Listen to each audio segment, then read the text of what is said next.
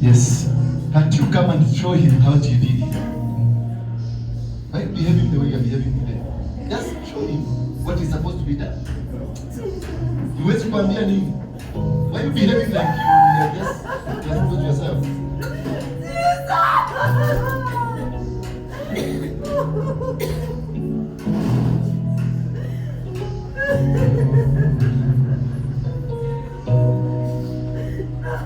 We give you glory. Somebody. Let's continue worshiping. Let's continue worshiping. Worship. Worship him.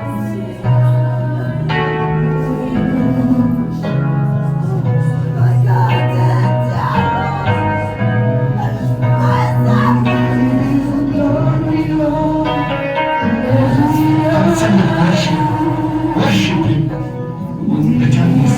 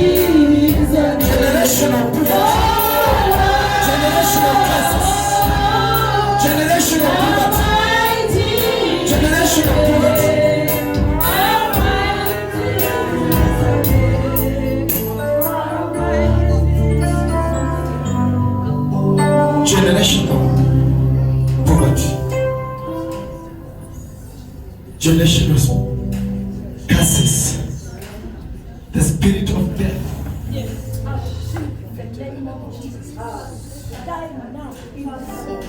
The spirit of the dead people, I arrest you now. Start crawling out. Start walking out. Start now walking out. You are powerless. I have arrested you. You death, I have arrested you. You poverty, I have arrested you. You are on your knees. Bow down. Bow down. Bow down. Bow down. Bow down. In the name of Jesus Christ. You are powerless. You are powerless. You are powerless.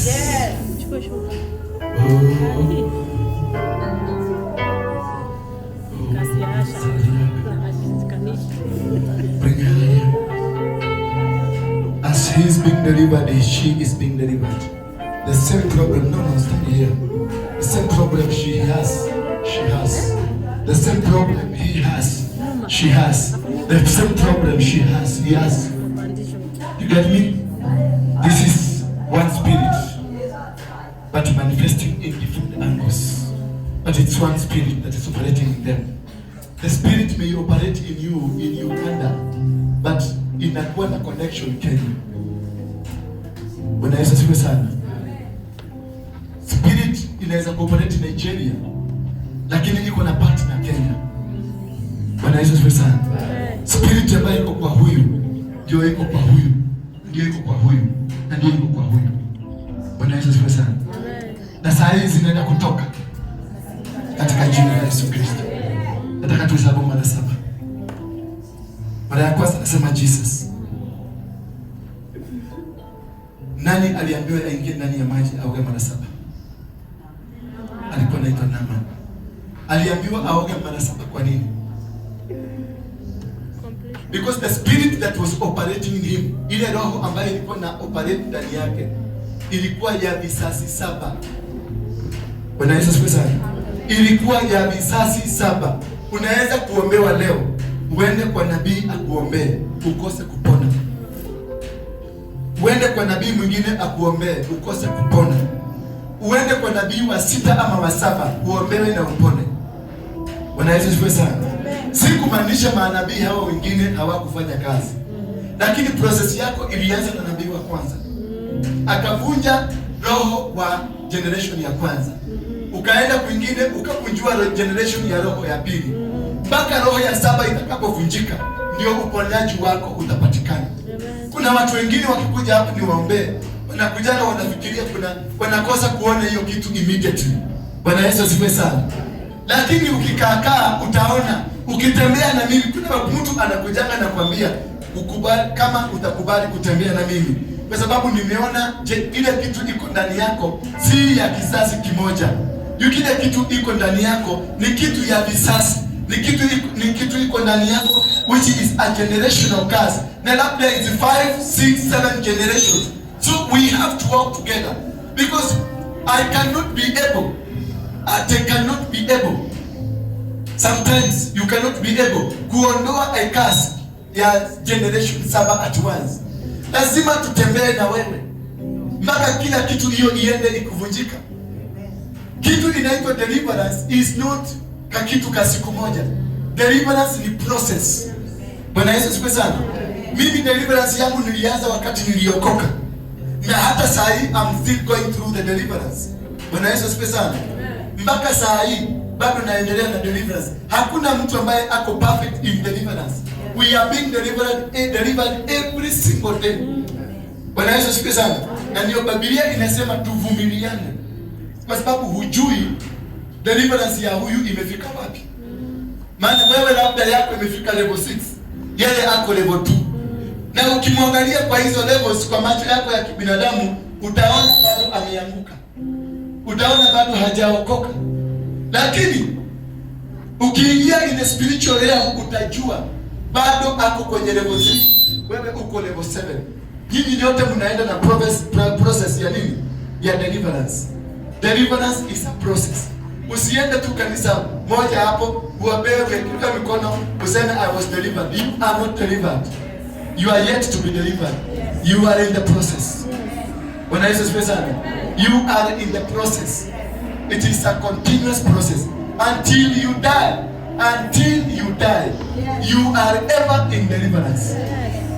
Nobody atasema ati mimi sasa nilienda nikaikiwa mkono na TB Joshua, nikaikiwa mkono na James Maina, nikaikiwa mkono na Warengi. No, nilikuwekelea mkono, kuna kitu kilitoka. Bwana Yesu asifiwe. Na unapoenda nyumbani unakuta kuna kitu umefanya ambao umekosea Mungu, kumaanisha kuna kitu kingine kanibaki. Ni nani hajaongea wiki hii imepita? Nani hajaongea uongo? Wiki hii imepita. Nani hajaongea uongo? Nani alikuwa ametoka kwa Ukristo akakuwa wa shetani nyinyi yote? Ni nani alikuwa wiki hiyo imepita? Ni nani alikuwa amelisaini kwa Yesu akaingia kwa shetani? Ndio mkono. Na ni nani hakuongea uongo hiyo wiki yote? Ndio mkono.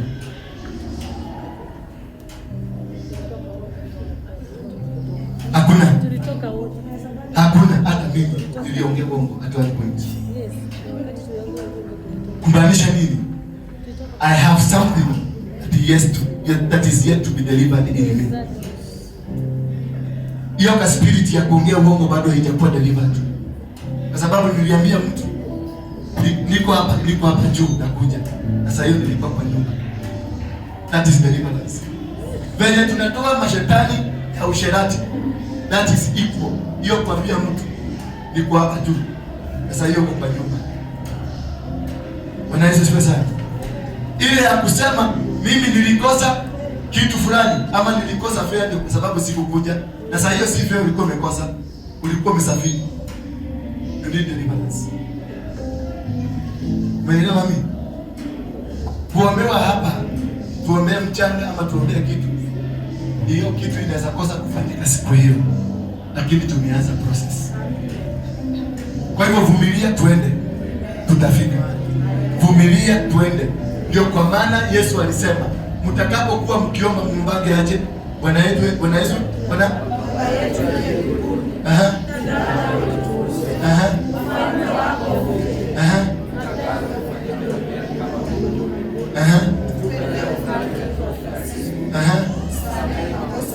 Aha.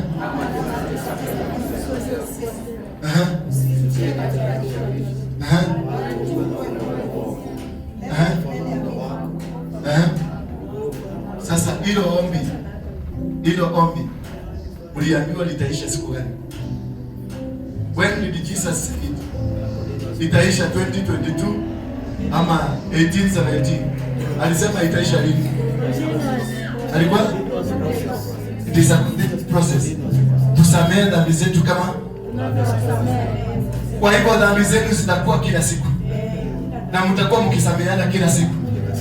Meaning the deliverance is a process that itaendelea kila siku. Every single day you are being delivered. Bwana Yesu asifiwe sana. Kuna mama mmoja hapo tulikuwa naye hapo siku moja. Amehangaishwa sana na mapepo, wamemfukuza mpaka kwa kazi yake. Wamemfukuza. Ndio alipokuja mara ya kwanza tukaomba naye. Alifikiria atarudi kwa kazi siku hiyo hiyo.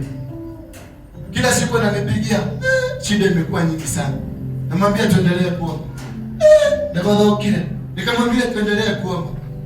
Jana nilimuona amekuja ameniambia sasa yuko tayari kurudi kazi. A process of what? Bwana Yesu asifiwe sana. Bwana Yesu asifiwe sana. It was a process of 1 month. Because kuna bondages ambazo zinavunjwa one after the other one. Huyu msichana amekuwa akikuja hapa. Mara ya kwanza alikuja kama amefunga kitambaa ilikuwa na bangi. Hajui yeye kitambaa alifunga.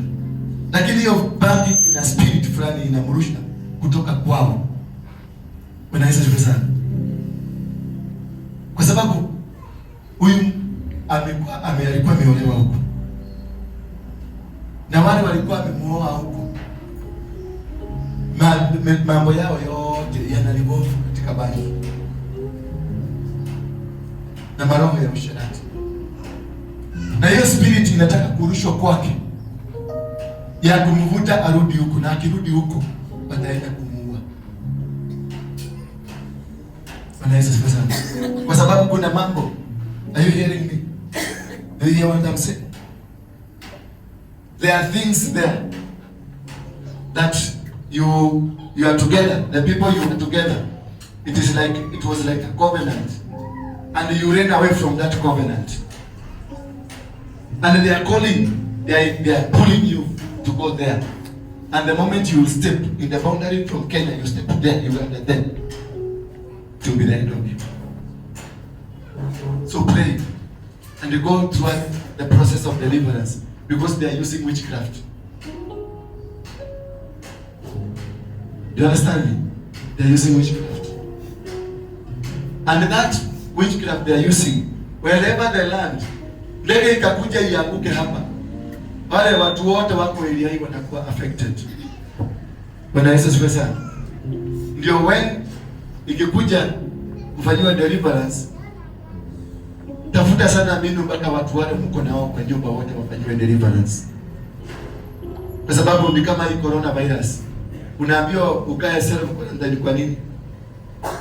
Kama hiyo sasa, hiyo si corona, hiyo si corona, hiyo kijaribu, hata shetani akijaribu kututisha nayo, hiyo si corona.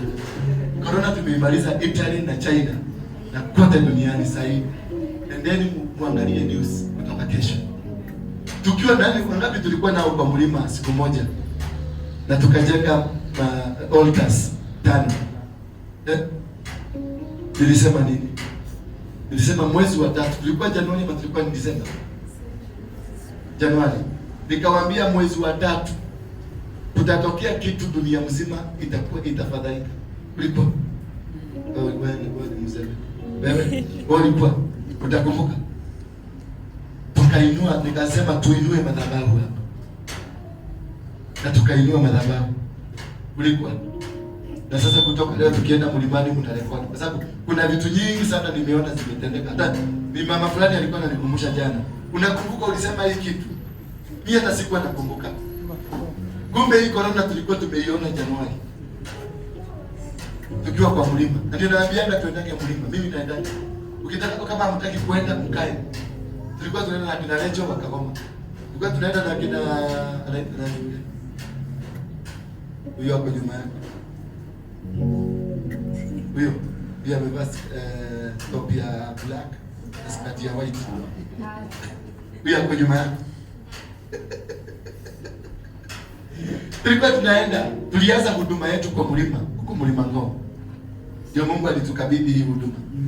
Na akatuambia tutembee na Holy Spirit. Kama leo mimi nilikuwa nimepanga kuhubiri, nimekatazwa kabisa. Nimejaribu, nimekataa. Ameniambia niombee dunia mzima. Maana aliniambia kwa mlima siku hiyo ya Januari, nilirudi nikakumbuka.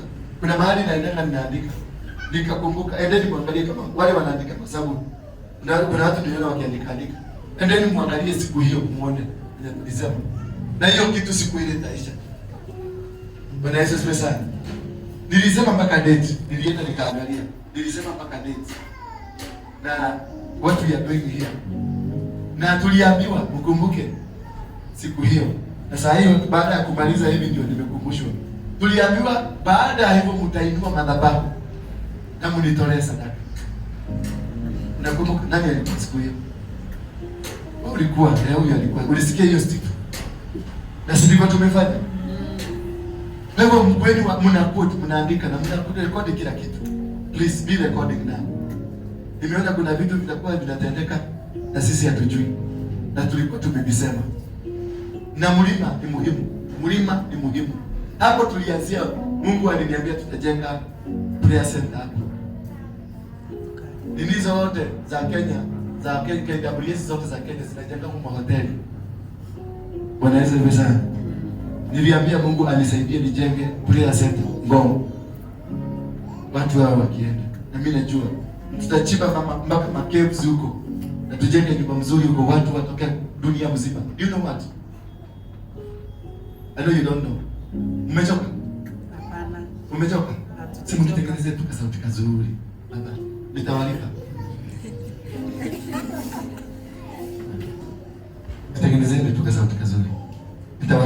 sauti yako inapotea. You know what we've done? The revival has been officially launched.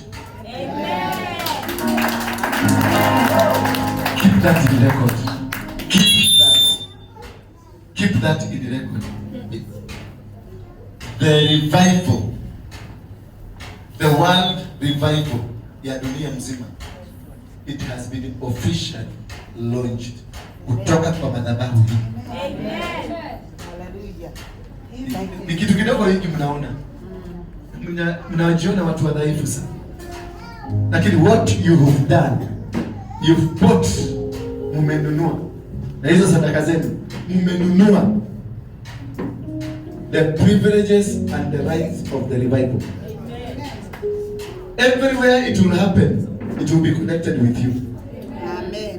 Whatever you do, whatever the revival will do in the whole world, it is going to be connected with you. Amen. Your families will be the record of heaven. Amen. Because of what you've done. Amen. Your business will be the records of heaven because of what you've done. Amen. Your business and your whatever you do, wherever you will go, you will find an international miraculous connection and international miraculous connection in the mighty name of Jesus Christ. Amen. Your doors will be miraculously opened. Amen. Wherever you will be going. Amen. Because there is a seed of revival that has been inserted to you today. Amen. Praise be the name of God. Amen. There is a seed of revival. Amen. That has been inserted in your heart. Amen. Today. Amen. And it will cause, wherever you will go, it will cause people to identify it. Amen. Even if you will enter into a multitude of 1 million people, you will still be recognized. Amen. Hallelujah. Whatever you will touch with your hand will grow to the international status. Amen. You will be invited. Amen.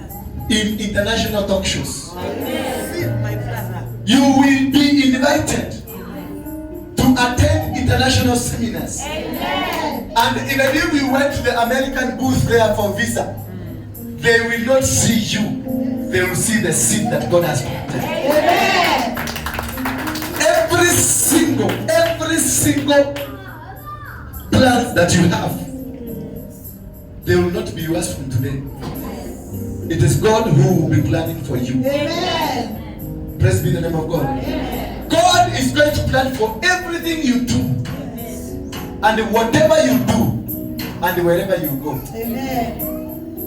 God will give you international and the local and international connections. Atakupatia watu wa hapa na watu wa kimataifa. Utaunganika na wao. Na vizazi vyenu vyote vitaishi kuheshimika. Maana the spirit of poverty haitawapita. And every generational curse ambayo ulikuwa umeibeba wewe, kutoka leo imebeba. It has been wiped out. Kama kulikuwa kuna laana kwa familia yenu, na wewe ulikuwa part of that laana, kutoka leo a new generation imeanza. A new blessed generation, it has started. Anything ambayo mimi nilikuwa nimeibeba, watoto wangu hawataiona. Anything ambayo baba yangu na mama yangu walikuwa wamebeba, mimi haitanishika tena. In the mighty name of Jesus Christ. Mtapokea simu za kiajabu ajabu. Mtapokea simu za kiajabu ajabu. Zilizo na utukufu wa Mungu. Yaani si kiajabu ajabu ya shetani. Ajabu ajabu ya utukufu wa Mungu. Wale ambao walikuwa hawajawahi kuzungumza na wewe, watazungumza na wewe. Wale watu ulikuwa na ni kama ni vigumu kukutana na wao, utakuwa ukiingia tu bahari unakutana na wao. Wale watu walikuwa wanakupangia uovu, watafanyika marafiki zako. Kwa jina la Yesu. Wale watu ambao ikawa wakaona ni kama umeisha, watakuletea dhahabu, watakuletea fedha, na watakuletea ng'ombe, na watakuletea mbuzi. My sister, this is not the end. It is the beginning. Amen. Of the glory of God in you. You are not sent to Kenya because of the work you are doing today. You are sent to Kenya because you are a servant of God. Amen. And sit under your master. Listen to her counsel. She's carrying your future. Amen. Be obedient to her. Be humble to her. She's carrying. You are pregnant of a miraculous altar that God has put in you. Not the pregnancy, the physical pregnancy. You are carrying. How can you the summary? You are carrying. Let's call it a miracle. And when it will blossom, you will return your homeland as a big person. Yes. And the people will wait for you at the airport. Amen. If you remain faithful. Amen. It is only if you remain faithful. Amen. May you receive it now. Amen. May you receive it now. Amen. May you receive it now. Amen. Yes, it is coming. Amen. In Jesus' name. Amen. In Jesus' name. Amen. Brother, listen. Do you know Jesus? Is Jesus your Savior? Yeah? You know him, but is he your Savior? You're saved. Umeombewa? Toba. Umeokoka? Bado sijaokoka, ndio leo nimekuja kanisa. Leo nimekuja kanisa. Simama hapa. Wazee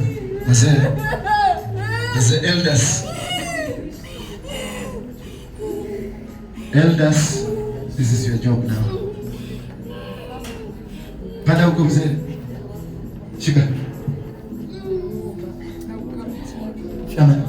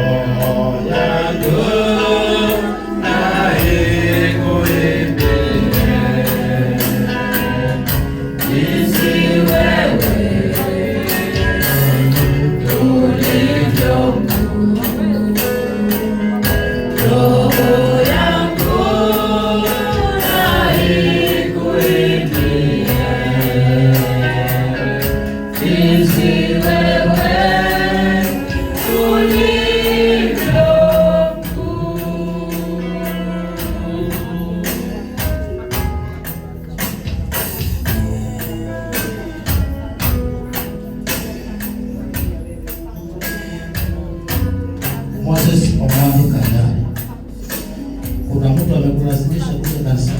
Bwana mimi mwenyewe ndio nimekuja. Anajua Yesu anaokoa. Mungu siku hii leo nataka kufuatilia. Yesu. Mimi ni mwenye dhambi. Nimekuja mbele zako asubuhi ya leo. Nikiwa mwenyenyekevu mbele zako. ili upate kuniokoa, ili nipate uzima wa milele.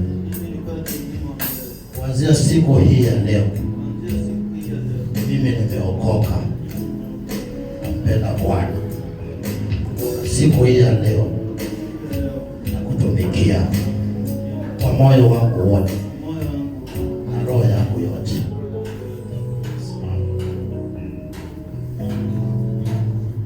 Nakushuhudia mbele ya watumishi wa Mungu sema kwamba jina lako la leo. Bwana Yesu asifiwe. Amen. Naitwa Moses Omodi Kanare na leo nimeokoka na mpenda Yesu.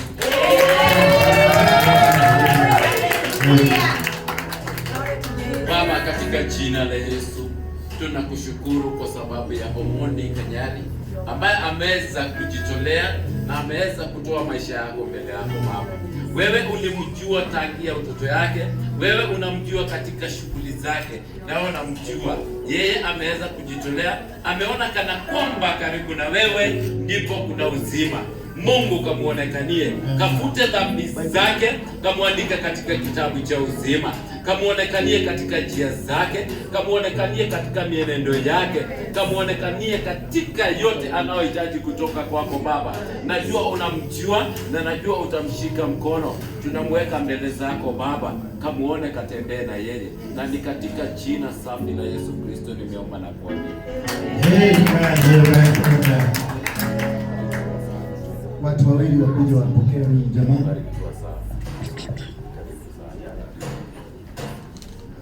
Celebrate Jesus, celebrate Jesus, celebrate Jesus, celebrate Jesus. My brother, simama. Ninataka kutuma uponyaji kwa mama yako. Lakini ulipokuja hapa mara ya kwanza niliona kitu kinakusumbua kwa tumbo sana. Hicho kitu ndicho kinasumbua mama yako. Na ukizunguka mahali popote pale hakuna dawa utapata. Maana si ugonjwa, ni uchawi. Hebu simama tu basi, simama katikati. Maana uchawi huo tunaubomoa sasa. Ndio mikono yako juu, niangalie. Ndio mikono yako juu. Sema Bwana Yesu. Patia mic. Sema Bwana Yesu. Nimekuja mbele zako. Ninakataa na mambo ya kiuchawi, mambo ya utamaduni na gangaganga za kiutamaduni, nazikataa katika jina la Yesu Kristo. Wewe roho ambaye umeshika mama yangu, wewe ndio ulikuwa umenishika, anza kuondoka katika jina la Yesu Kristo, katika jina la Yesu Kristo, katika jina la Yesu Kristo. Get out now. Get out now. Get out now. Get out now. Get out now. In the mighty name of Jesus Christ. In the mighty name of Jesus Christ. In the mighty name of Jesus Christ. You are powerless now. Lose your power. Bow down. Lose your power in the name of Jesus. Lose the body. Power in the name of Lose the spirit. Now bow down. Lose in the name of Jesus. I command you in the mighty name of Jesus Christ. Bow down. Out. You spirit of death. Ancestral altars. You are powerless. Out. In the mighty name of Jesus Christ. Lose this man. Lose this man now. Lose this man. Lose this man. Lose this man. Lose this man. Lose this man. Lose out. Out. Out. Out. Out.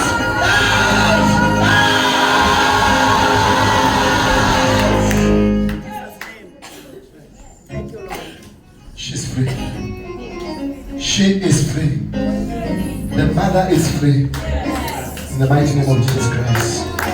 My brother, can I talk to you? This brother, you. I would love to know your name. Jacob Amada. What do you do for a business, for your living? A hotel. And it has not been going well. I'm thinking to start a hotel. You're thinking, what is this that you've been doing that has failed to do? You are in something else before you're thinking what you're thinking. Yeah, I wanted to go and Not what you wanted. I'm talking what you are doing. Where's the microphone? Yes. What is this that you are doing that failed? Initially, I had thoughts to go for Kenya, so I applied, but it failed.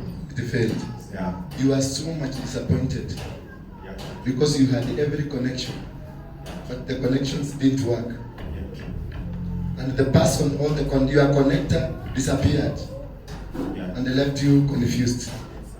After spending your time, your energy, and your resources with that connector. But where you come from, there has been a sequence of people in your family that when they are about to get the blessing, something just happens. Yeah, Is that true? yeah, It has been a confusion after confusion. yes. Where's your spouse? She's cool. Is at home? What is the chemistry between you and her? The best. The chemistry. Are you learned? Yeah, love it. I'm talking about the chemistry between her and you and her. Yeah, we are doing good. Just looking for the best. What about the questions? Why are these many questions? Patience. Why are the questions coming? Why is she asking you some questions that you are even unable to answer? Why is she doubt? Why is this the spirit of doubt? Why is it coming? Small. What I know is we are in good terms. I've never understand. No, I'm not saying you are not in good terms. Understand my question. When you start a business, you start small, and you goes up. When you start doubting a person, you don't start big. You start from small things. Those are the things I'm asking. There's some questions. You asking, she's asking. They are not breaking you. It is healthy for the family, but their question, you are asking, why did this go this way? Why did this go this way? Is it true? That is what I'm asking. There are some questions that they are growing. The questions are growing. They used to be one, but now there's 3, 4 questions, several questions. Yeah, sometimes maybe she just wants for some clarities, maybe mostly in terms of business. Yes, surely is not. That is where I'm coming. It is something that is growing. So do this. Work out for your transparency. You get me? Because what is being planted is a seed of discontent, which will become a monster in the future if you don't take precautions. So take care of her. She is a good wife. She's your wife. She is your wife. But ukirudi nyumbani, the other side, there is something that happened to those uko nyuma that resulted to breakups. True or false? It started the way yours is starting. So deal with the ancestral altars, because they are the ones that have been bringing misunderstanding. They're the ones who have been bringing failures in your family, failures in your business. Even in school, you used to be very good in class, but when you get to exam, something just happens. You don't get what you intended. That's true. And then if we left, like you can sit down. Those who are standing, you can sit down. Today has been a service of standing. Sit down. Brother, Your mother is here. You can go call her now. Go up there. Just call her. Ask her what she's feeling. You get me? This thing, you need to work out from far. It is break those altars. There has been altars associated with witchcraft. Don't tell. There's been suspicion in this family and this family. They are fighting. See, they are saying it is you, and this are saying it is you, and it all goes around. It's like something is going round in your family. Accusation and counter accusation. True or false? Yeah, some years back, my father, the two fathers, yes, sometimes they were not working together. They were not working together. Yeah, sometimes. This was accusing this, that you are the one who caused this, and this was saying this, you caused this. True? Yes. Yes. Lift up your hand. Lift up your hand. Father, in the name of Jesus Christ, I break every bondage, the spirit of witchcraft and the ancestral spirits. It's no more. In Jesus' name. Thank you. Keep coming. I want you to be my friend. There are more. Find time to come and discuss more. There's some things that are not for these people. There are some things for me and you. Sure? Thank you. Find time, you'll be given my number. Come on Thursday. If it is possible, come on Thursday. We'll have one-on-one. Yes, sir. Good morning. Is it good afternoon? And who are you? Yeah? Frederick. Why did you come to church this late? I was attending I was coming for the other service. Yeah? I was coming for the other service. At the other service? From 3. From 3? You are not coming here. You are supposed to go up here. There's a church here where you are coming. Not here. Yeah? Do you hear? Do you have ears? Yeah? Carol, escort her to their church. Escort him to his church. We have 2 churches here. There's another one here. Yes. Because you're keeping somebody here that doesn't belong here. You will end up being confused. Can we finish the service today? Yes. With the, what's it? What do you call it? The grace? Yeah? The grace. Say the grace.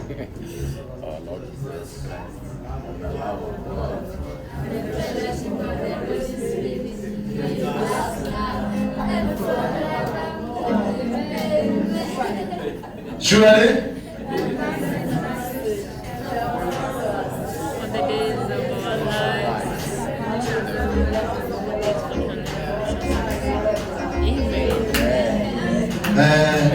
The remaining time is for the cup of tea, if it is there. Carol, do you have a cup of tea? You have? Now you can. Oh, we have a brother here. Come. You know, it is not. Everybody is free to go if you want to go. But we have a brother here. I want him to say hi to us. He just came from prison. So he's a wonderful man of God. Kule wadha. Kaa chini tukule kikombe cha chai na kuja cha haraka. Mzee, hii ni nyumba ya Mungu. Tulia.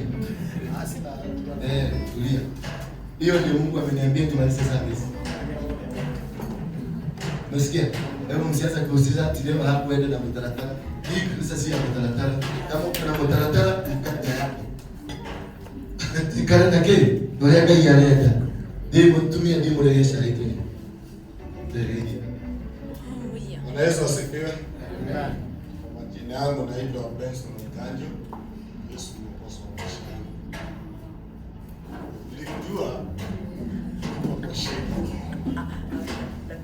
Nilijua nilikuwa kwa shida ambapo niliteseka sana.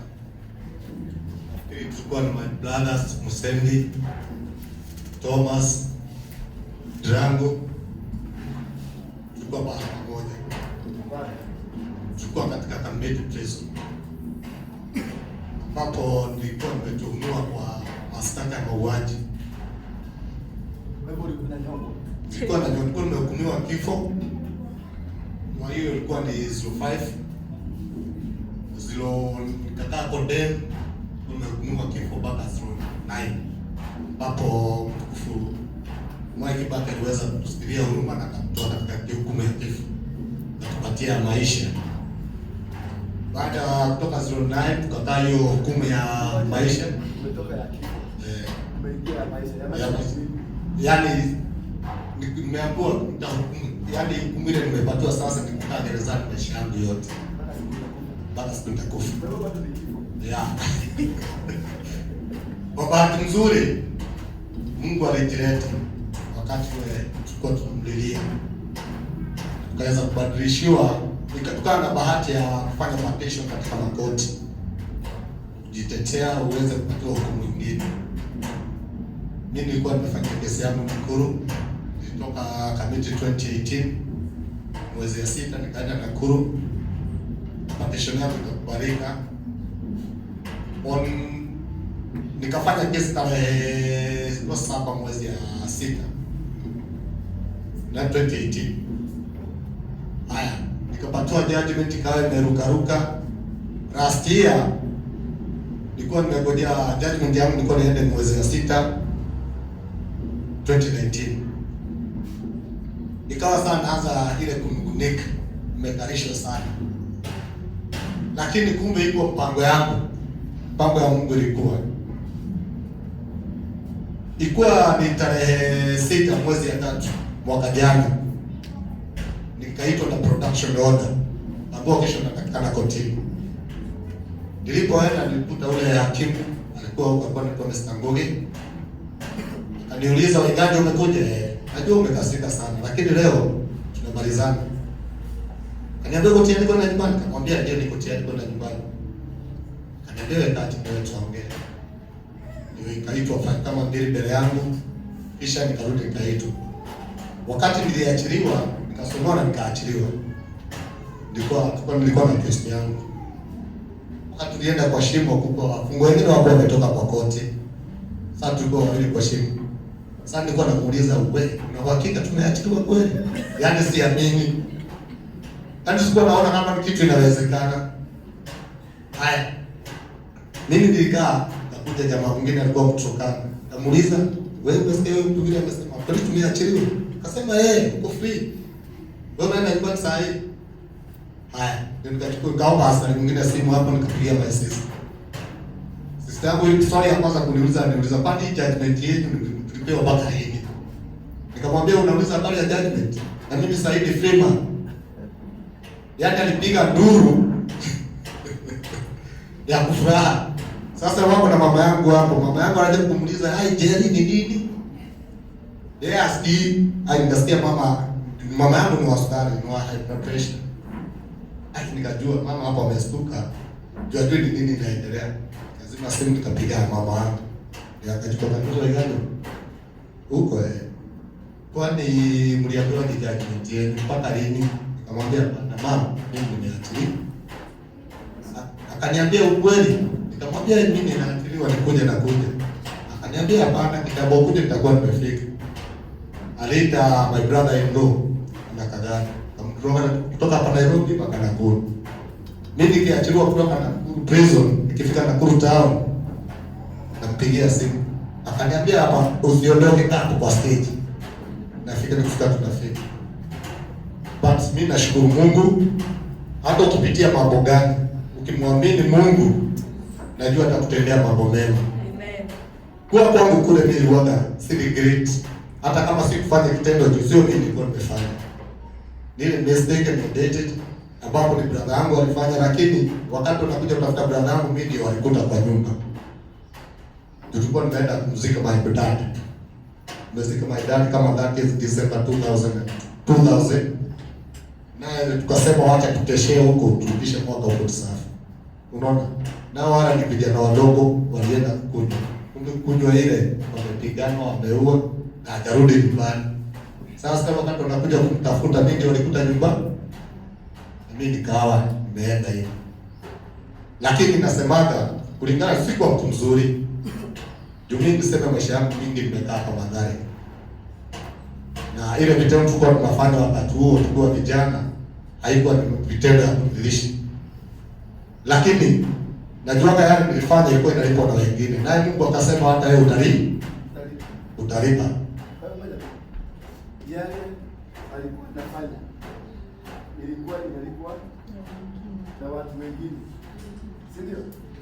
Naye Mungu akasema sasa ni wakati yako ya kulipa ya watu wengine. Ndio. Atalipwa. Sasa alifungwa maisha. Kwa hivyo kuna vitu unafanyanga unafikiria sababu umeruka unaenda mtu mwingine amesafa unafikiria unafanya vizuri sana. Si ndio? Utalipa. Mafunzo zako utalipa. Na nasema na utalipa hiyo umefanya. Utalipa bila hujafanya. Painful. Kwa hivyo mimi najua wakati tunafanya kitu kulingana na vile pastor anasema, usiseme hiyo kitu imesahaulika kwa Mungu. Bado hiyo itakugoja. Hata kama utalipa hiyo yako itaenda na mtu mwingine, lakini naye yako siku moja utakuja kuilipa tu. Kwa hivyo mimi najua hata wakati vijana wameuawa kati ya Mungeki nini, nafikiri hata mimi ningekuwa mmoja, lakini labda Mungu alikuwa na kusudi na mimi ndio kaenda kunificha wapi? Huko. Sasa ukiwa kamiti ulikuwa unafanya kazi gani? Mimi nilikuwa kamiti wakati tulitolewa kodem. Unajua wakati huo kulikuwa kubaya. Juu ni kutoka asubuhi mpaka jioni, wewe unajua. Miaka 5 hiyo tumekaa Bila jua. bila jua. Jua ni dakika 15, uoge, ufanye nini na urudi kwa nyumba. Sasa hata ulikuwa unashindwa natoka kufanya nini? Hata bila ngo. Wao wote tumepitia. Hata huyu. Tumepitia. Ilikuwa ni maisha ngumu. Na wakati tulikuwa naomba hata afadhali tupatwe kitu tufanyaje. Sasa mimi nilikuwa huko niliweza kujifunza kazi ya carpenter. Kama ni kazi nilikuwa nimechukia. Lakini jua kuna adresi. Niliona juu nimeteseka sana kukaa hido. Nitafuta kitu ya kufanya. Ndio nikajiunga na carpenter na nikaipenda. Na nikawa baada ya miezi kidogo kitu unajua ukipenda kitu kwa roho yako utaielewa haraka. Nikawa mimi ni fundi. Nikarudi kajifunza upholstery. Sasa mimi kwa ufundi niko na pamoja. Nafikiri ile vitu unaona parliament. Upholstery ni nini? Ni kufunika viti kama za gari, hizi sofa set, covering hizo. Ndio inaitwa upholstery. Parliament. Hizi vitu unaona parliament hakuna ile ijapitia kwa mkono yangu. Vitu unaona president amekalia. Ile vitu wote unaona president amekalia na first lady na deputy zote zimepitia mkono yangu. Kama bodi unaona president akiongelea mimi ndio nimekaa. Kwa hivyo ngoja. Atika nini? Bodi. Mimi ndio huaga kama Hapo president anatumia. anatumia. Ndio wewe ulitengeneza. Mimi nikatengeneza. Alafu mseme atwendi bali. Kama huyu ndio president akiongea na hasira na maota, anaongeleaga ile kitu imetengenezwa na mfungwa.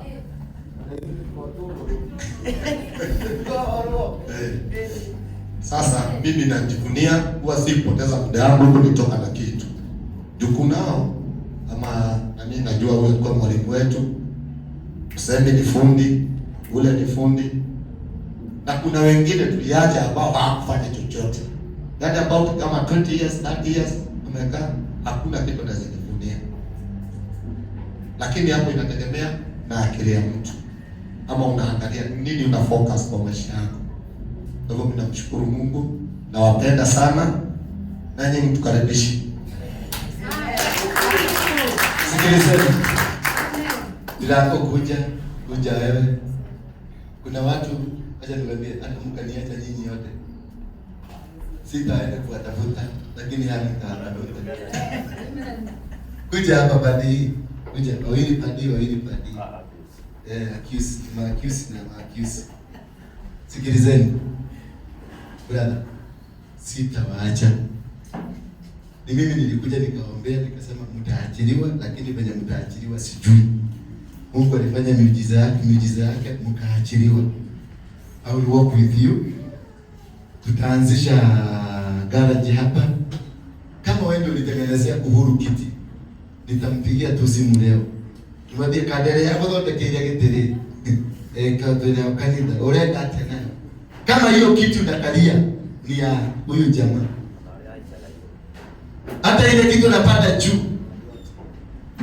Mwambie mwenzako, walikuona umeisha, walikuona wewe si moto, utainuliwa, utabadilishiwa maisha, utajenjua maisha. Maana the president wa Kenya Anatumianga kiti ya maigajo. so lazima ndugu yake akifanya crime ndio ashikwe, aende afundishwe, ndio Holy mama. Ni what mnasemanga nini sasa? What do you say? Huyu jamaa na huyu na wengine wengi wanakuja. Na wengine wengi wanakuja. Ni watu wa Mungu. Amen. Ani watu wa gani? Amen. Na mtigane nao. Mtiewatana nao. Hawa hamwezani na wao. Muachane na wao. Na usiingie laini yao baya. Bwana Yesu asifiwe sana.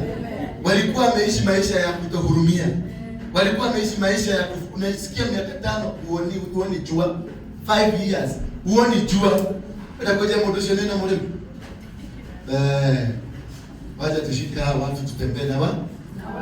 Kama uko na resources zako, tumeanzisha garage. Tunakomboa godown moja hapa. Tufungue, kuna mtu nimeitisha kutoka UK. Vitu zote za carpentry za nini. Sasa Uhuru hakuwa kwenda jela kuchukua kiti. Atakuwa anakuja hapa kuchukua kiti. Bwana Yesu asifiwe sana. Na nyinyi mko kwenye dunia. All over the world. If you want a seat, if you want a chair, if you want something that is perfect, an equivalent of that which the president of Kenya uses. Oh, it is here. Come on it. We are going to do it. Your life will never be the same again. You are in the same hands. Because God is talking here. Karibuni sana. Karibuni sana. Karibuni. Everybody. Yes.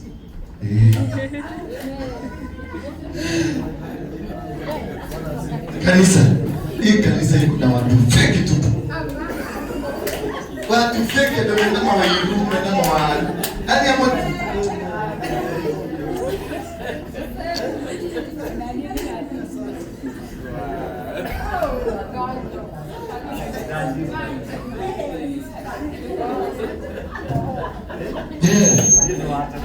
Na nataka sikiliza. Ule mtu anajua hapo na pesa yake. Ile mtu hapo na nini? Ewe herai. Hapo ndio kama. Ewe herai. Nataka tu we plant a seed in their talent. Kama unajua uko na pesa yako, sitaki pesa yako saa hii. Utafute pesa, utengenezewe kakitu na hawa. Either ka stool ama ka coffee table. Kakitu kasio expensive sana. Look for that money. Nikuonyesha how to tap a blessing. Jesus said, nilikuwa hospitali na haukuja kuniona. Nilikuwa jela na hakukuja kunitembelea. So Jesus hakuangi hapa makanisani. Anakuanga wapi? Anakuanga jela. Anakuanga hospitali. Anakuanga kwa mtu ako na shida. Anakuanga kwa mtu mwenye hana nguo. Anakuanga kwa mtu mwenye si delivered. That is where Jesus is. Hapa tunakujanga ku have fun. But where Jesus is, and that is where a Christian has really failed. You ask Jesus to come, but Jesus is saying, I was hungry. You never came. I was in jail, you never came. I was in the hospital, you never came. But you are sitting here in the church. Unaita Yesu kuja, Yesu kuja, kuja.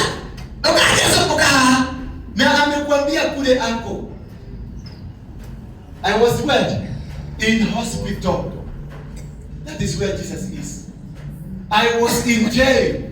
That is where Jesus is. I was in poverty. That is where Jesus is. Go look for Jesus. Don't ask Jesus to come. Jesus is not your baby. Jesus is not your baby. Say my Jesus is not my baby. I ask him to come and look for me. He got so many businesses to do. Ako na watu wengi. 6 billion people is taking care of. Na wao take kaleta atadaka na jama. Na jama. Kwa hapa hapa.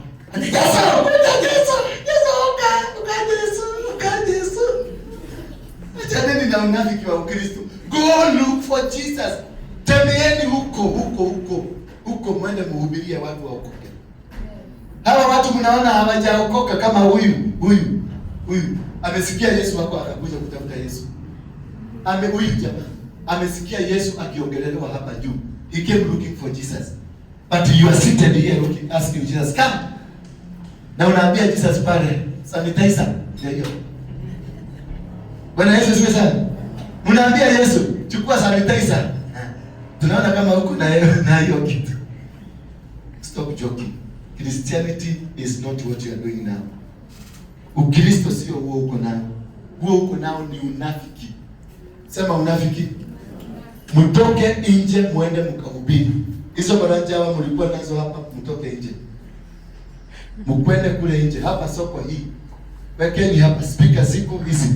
Umesikia kwa yule? Yule mzee mwingine alikuwa amekaa huko ameenda wapi? Ameenda nyumbani. Umwambie, ni bwana yako. Emmanuel. Na wewe, hiyo mambo ya kukaa huko Ruai. Sitaki kusikia. Hii mashini ni yako. Utengeneze. Ukikosa fare unaitiza mama yako. Na nisikie amekosa fare. Nisikie. Kama hapo unaenda Rwanda sio acha hiyo biashara na kufanya Rwanda. Kazi ifanye. Kuna watu wengine hapa nimeona amekuja hapa. Ndio ilikuwa wapi tulikuwa tunategemea kanisa hii. Kuja. Ni Bugoma. Kuja ni hapa. Simama hapa. Hiyo. Ya, ulikuwa wapi? Ukaja umefunga kanisa. Ulikuwa naomba. Ilikuwaje? Umefaulu? Kabisa. Unatuonaje sasa? Tuko bali tuacha ama tuendelea?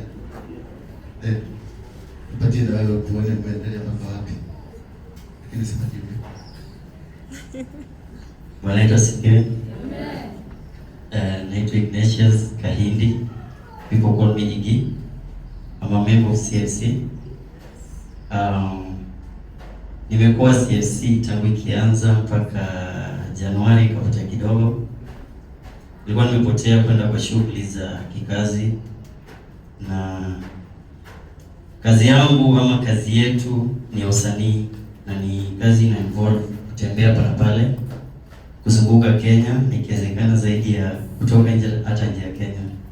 That's why we've not been around, and we are back. We'll be there. Yeah, thank you so much.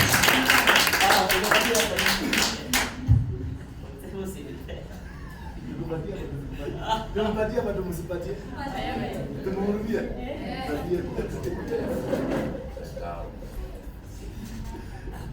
Kuja hapa. Abana sifiwe. Wimbo. Hata wale tu mwachie Yesu, hata wale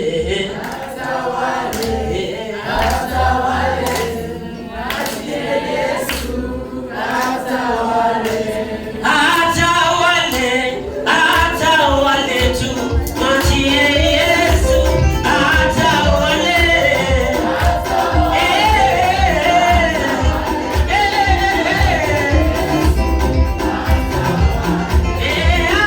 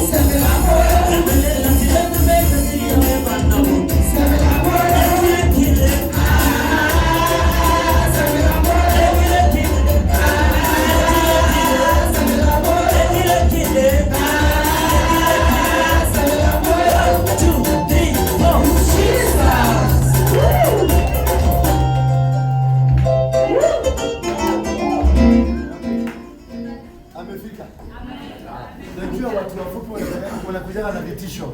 Ndio wao. Najua everything iko kwa disadvantage yake. Kuja na vitisho.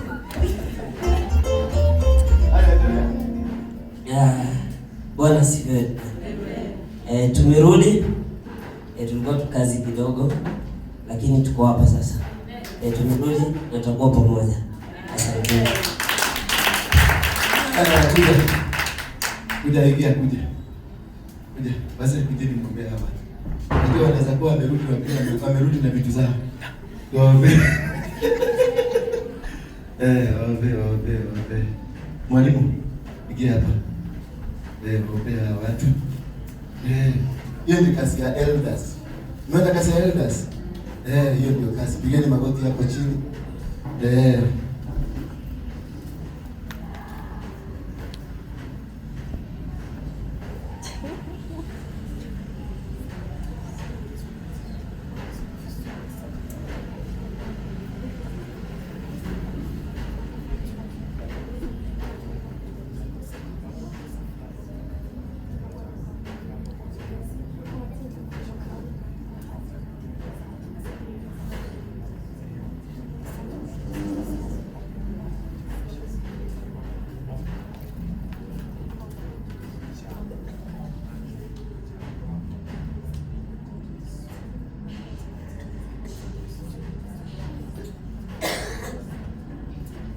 Amen. Church say amen.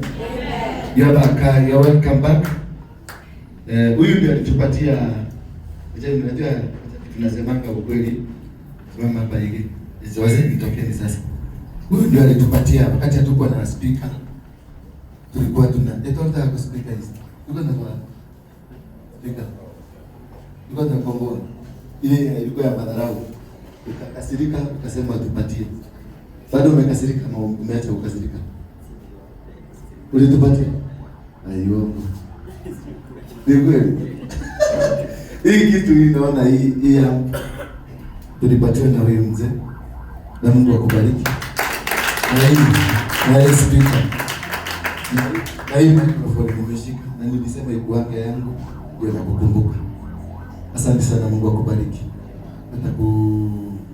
Atakuridhia. Na atakubariki. Na popote uendapo, any part of the world, because we are going to go. Utaenda France, utaenda Scandinavian countries, utaenda America, utaenda Australia. God loves you. Amen. And the church loves you. Kuna shida, kanisa iko na shida zake. Na kanisa iko na vita zake. Unaweza ziwe. Kwa hivyo uvumilie. Mtu aidhaki kulia. Kanisa iko na matatizo yake. Mnaelewa? Unaelewa hiyo lugha? Asante. Lecho, kauma huko. Na watu wako kuona. Baboi. Ulipitia hapo. Kwa hiyo mna. Sasa hivi umeingia. Ulikuwa kuja. Lecho. Kuja na baboi. Ulikuwa wapi? Hii watu wapigiaga saa 6 saa 7 kanisani. Ama Lecho ulikuja mapema? Chuasia? Oh.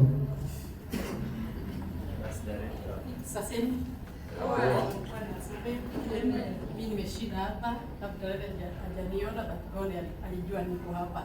Hata nilikuwa na wimbo huyo alikuwa anasema tuimbie tuwe na kwaya. Wakati alikuwa amesimama hapa, kuna wimbo ilikuwa inaimba ndani yangu ambaye ninapenda huyo mama sana. Anaimba nyimbo ambaye si yetu anatuimbia. Anamaanishaga atupige picha vile tulipokuwa kwa hekalu wakati ngoja kidogo kwanza nielezee kwa watu washike.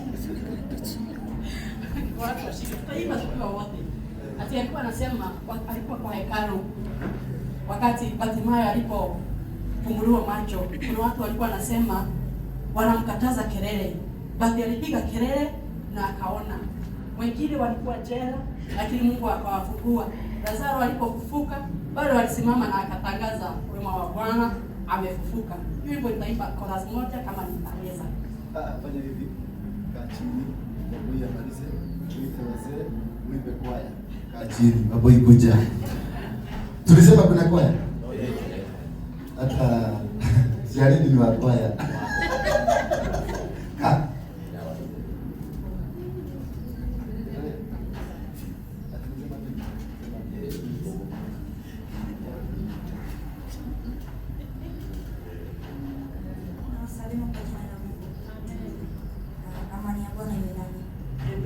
Blessed of the Lord.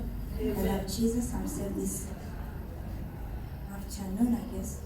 And I'm so happy to be among your midst. May God bless you.